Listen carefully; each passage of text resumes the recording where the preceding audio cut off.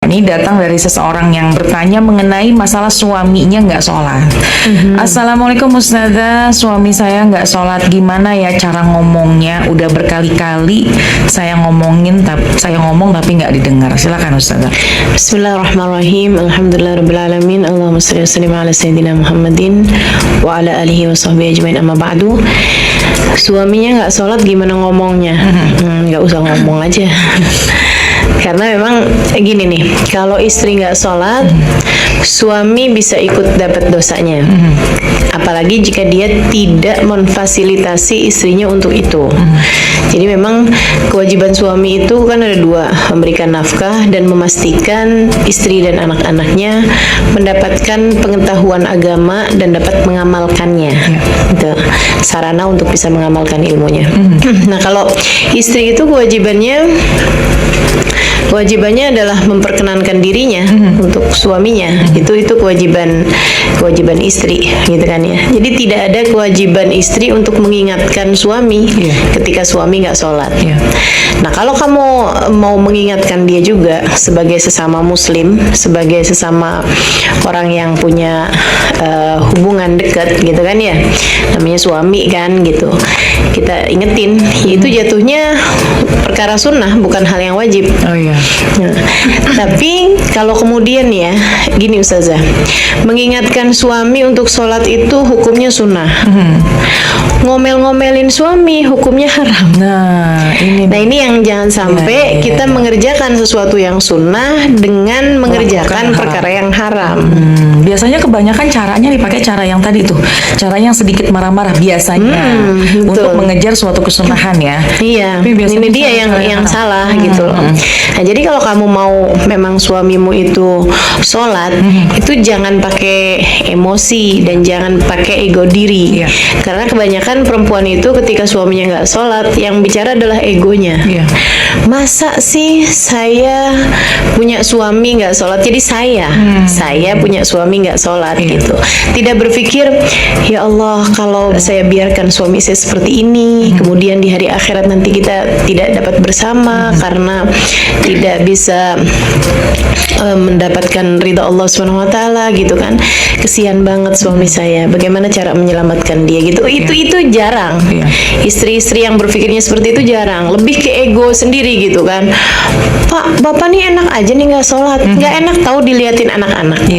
Gitu. Jadi lebih ke ego diri sendiri aja gitu. Dan ini yang mesti kita hilangkan ya. Kalau kamu pengen suami kamu sholat, hal terindah untuk kamu lakukan adalah dengan berdoa, meminta kepada Allah. Karena orang di saat dia mau sholat, bukan hanya dia mau sholat, tapi karena Allah menginginkan dia untuk menghadap padanya. Dan ketika seorang gak mau sholat, bukan hanya karena dia gak mau sholat, tapi karena Allah tidak menginginkannya untuk menghadap kepadanya. Jadi urusannya lebih ke Allahnya. Nah, kamu daripada maksa-maksa suami kamu untuk sholat, apalagi sampai pertanyaannya, boleh nggak saya menuntut cerai suami yang nggak sholat? Nah, daripada pertanyaannya seperti itu, jauh lebih baik kalau kemudian tanganmu kamu tengadahkan, mohon kepada Allah sebagai Al-Hadi, sebagai pemberi petunjuk, untuk memberikan petunjuk kepada suamimu hingga dia mau mengerjakan sholat.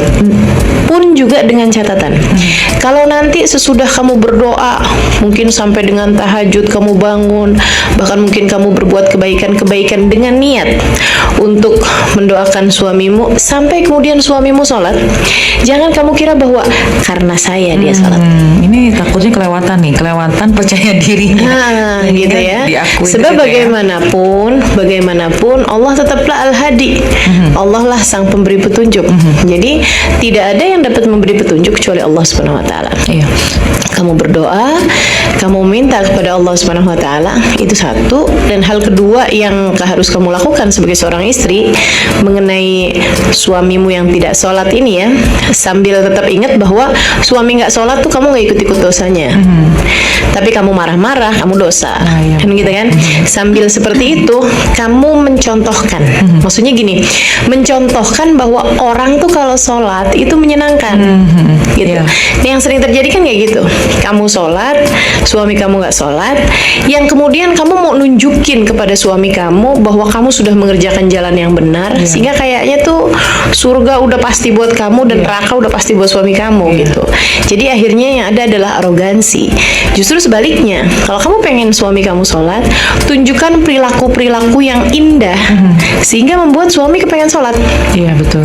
Gitu kan, ngelihat istrinya dalam keadaan apapun ceria aja, mau dikasih duit nggak dikasih duit seneng aja nih. Ini jangan-jangan dampak dari Ini dampak dari sholat istiqomahnya nih sholat. gitu. Iya, betul. Dari kesenangan dia sholat nih. Oh kayaknya lagi ada sakit nggak sakit, kayaknya bawaan enak Iya. aja gitu kan. Benar. Sementara saya kok susah banget nih, hati saya kering, hati saya hampa. Nih jangan-jangan karena memang hati saya tidak tersentuh dengan sholat. Iya, betul. Gitu Dan kan? biasanya hal itu lebih mudah masuk kepada suami biasanya Betul, ya. betul. Iya, karena kalau dengan kalimat, dengan ucapan, apalagi dengan emosi marahnya istri, ini agak susah masuk ke suami Agak biasanya susah, ya. bener. Yang akhirnya malah membuat dia jadi kayak pasang Iya. tembok Cina ya. Betul. Jadi mudah-mudahan dengan tadi doanya dikuatin, diri kitanya ditingkatin dan mencintai sholat Iya, itu dan akhlaknya juga akhlak dibagusin juga. sama dia, sehingga menjadikan dia lebih tertarik untuk mengerjakan Iya. salat, insya Allah. Baik, ini istri-istri di luar sana atau mungkin pasangan-pasangan di luar sana ini kalau hati-hati nih ketika mungkin biasanya istri atau wanita lebih di atas suami. Mungkin ada sebagian seperti itu sehingga bisa merendahkan orang lain, bahkan merendahkan suami sendiri apabila sholatnya terlambat, sholatnya bolong Betul, misalnya. betul, Ini jangan sampai betul. kita merendahkan suami Iya, kita sendiri ya. iya, iya. Ya mudah-mudahan lah kita semuanya dikasih penuh Hidayah. hidayah dari Allah Subhanahu wa taala. Amin ya rabbal Insya Allah. alamin.